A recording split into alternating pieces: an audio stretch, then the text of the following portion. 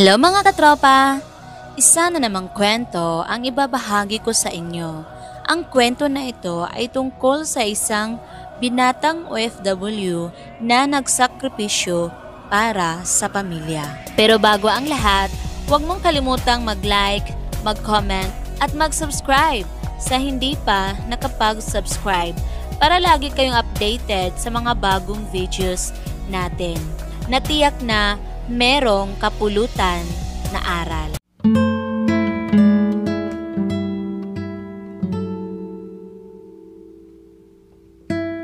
Walong taon din nagtrabaho si Ernie sa ibang bansa bilang isang OFW. Mula nang mabiyuda ang kanyang ina ay siya na ang pumalit sa obligasyon ng kanyang namayapang ama. Iyon din ang dahilan kaya nakapagdesisyon siyang magtrabaho sa ibang bansa. Walang trabaho ang nanay niya.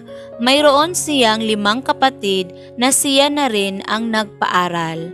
Ang isa naman ay nakapagtapos ay agad naman nag-asawa. Ang isa naman ay mas piniling tumambay sa bahay at parakit-rakit lang ang ginawa. Ang 3 naman ay patuloy pa rin sa pag-aaral. Halos walang matira sa sahod niya dahil pinapadala niya agad iyon sa Pinas. Ernie, siguro'y kailangan mo munang umuwi sa Pinas upang doon magpagaling dyan sa sakit mo. Sambit pa ni Joseph, ang manager ng restaurant na kanyang pinagtatrabahuan. Pero paano naman po ang pamilya ko, sir? Mangiyak-ngiyak na sambit naman ni Ernie. 3 buwan na rin ang nakalipas mula noong hindi na nakakapasok ng maayos si Ernie dahil sa sakit niyang diabetes. Dahan-dahang nang labo ang paningin niya hanggang nitong nakaraang linggo lamang ay tuluyan na siyang walang makita. Siguro naman sa ngayon, Ernie, sila naman ang dapat na pumalit sa pwesto mo. Malungkot na saad ni Joseph. May malaking pera kang babaunin sa iyong pag-uwi bilang bayad ng kumpanya sa tagal ng ibinigay mong serbisyo. At iyong cash fund na naiwan ay ibibigay rin namin sa iyo, Ernie. Dugtong pa nito. Sapat na ang babauning pera upang may paggamot siya. Kaso ay alam ni Ernie na makukuhanan niya ang perang iyon kapag nanghingi ang kanyang pamilya. Sa ngayon ay sarili mo muna ang isipin mo, Ernie, sambit pa ni Joseph. Sa loob ng 8 taon, wala ka nang ibang iniisip kundi ang pamilya mo. Ang mga kailangan nila. Kinalimutan mo na ang sarili mo. Kung maaari lang naman, kaibigan. Sa ngayon, ikaw naman ang magpahinga at sila naman ang kumayod. Mahabang wika nito, sabay tapik sa kanyang balikat. Bilang usapan ay hindi pinaalam ni Ernie na may baon siyang malaking pera.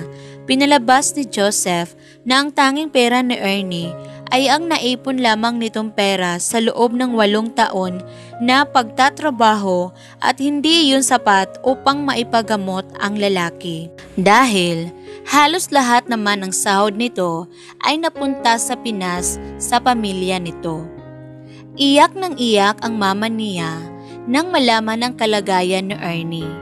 Ang mga kapatid naman niya'y nag-alala kung saan sila kukuha ng perang maipanggagamot sa panganay na kapatid.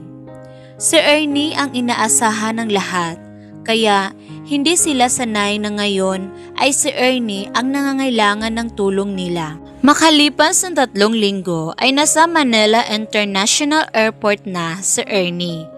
May kasama itong kasamahan sa trabaho na magbabakasyon dito sa Pinas dahil hindi na talaga nakakakita si Ernie. Hindi na pwede rito ang walang umaalalay. Nahirapan ng lahat na alagaan si Ernie. Hindi nila alam kung ano ang kahinatnan bukas. Gayong nandito na sa bahay nila ang breadwinner nilang lahat noon. Wala na silang aasahan ngayon kundi ang mga sarili nila. Erwan, bukas magsimula ka ng maghanap ng trabaho. Singhal ni Bibi, ang ina ng tahanan. Hindi mo ba nakikita ang kalagayan ngayon ng kuya mo? Ano pang aasahan natin gayon? May sakit na siya. Kaya tama na ang pagiging tambay mo. Simulan mo nang kumayod sa buhay, sambit pa ng ina. Halata sa boses ng ina ang labis na pag-alala, hindi para sa kalusugan niya, kundi sa mga bayarin na mahihirapan na silang bayaran. Ngayong wala na siyang trabaho. Ikaw naman, Elise, wala na tayong may pangbabayad dyan sa pag-aaral mo, kaya mas maigi pa na huminto ka muna sa pag-aaral at magsimula na ring magtrabaho para makatulong ka sa gastusin rito sa bahay, sambit pa ng ina. Kung ayaw mo namang tumigil sa pag-aaral ay mag-working student ka. May mga sarili na kayong isip. Alam nyo kung gaano kahirap ang buhay, lalo na ngayong wala ng trabaho ang Kuya Ernie nyo at may sakit pa. Totoong napilay ang pamilya nila mula noong nagkasakit siya at nawalan ng trabaho. Natutukso na rin siyang sabihin sa pamilya na may malaki siyang pera na nakatago sa bangko. Ngunit palagi niyang naaalala ang payo noon ni Joseph. Kailangan niyang titiisin ang kanyang pamilya nang matuto ang mga ito na tumayo sa sarili nilang mga paa.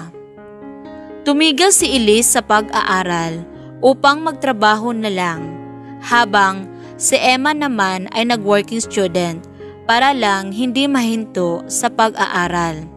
Ang bunso na lang na si Elsa ang nagpatuloy sa pag-aaral dahil nasa high school pa lang naman ito. Ang tamad niyang kapatid na si Erwan ay may trabaho na rin. Ang kanyang ina na noon ay naghihintay lamang ng kanyang ipinapadalang pera, ngayon ay nagtitinda na ng kakanin at pangmeryenda. Sa palagay ni Ernie ay may mabuti ring naidulot ang nangyari sa kanya. Ang noong mga umaasa lang sa kanya, ngayon ay nasipagtrabaho na upang mabuhay at makatulong sa pamilya. Nakasanayan ng lahat na bilang isang panganay, dapat pasan mo ang lahat ng obligasyon. Natural na sa isang panganay ang magbigay ng hindi naghahangad ng kapalit. Para sa isang panganay, hindi na bago ang salitang breadwinner dahil alam nila na ipinanganak sila sa mundo upang pasanin ang obligasyon na iyon. Pero mali pala ang ganoong klaseng kaisipan. Dapat sa isang pamilya'y walang tinatawag na breadwinner. Dahil lahat kayo ay dapat kumayod at magtulong-tulong at hindi iyong nakaasa lamang sa isang tao. Malaking leksyon ang napagtanto ni Ernie sa nangyaring ito. Nalulungkot man siya dahil kinailangan ng mga kapatid niyang kumayod at magtrabaho. Sa kabilang banda ay masaya siya sa nangyari. Kung hindi siya nagkasakit ay baka hanggang ngayon wala pa ring balak sa Erwan na magbanat ng buto at baka hanggang ngayon ay naghihintay pa rin ng padala mula sa kanya ang kanyang ina. Ang mga kapatid naman niya'y hindi pinapahalagahan ang importansya ng pag-aaral. Noon, dahil nandyan naman siyang tagabayad ng matrikula.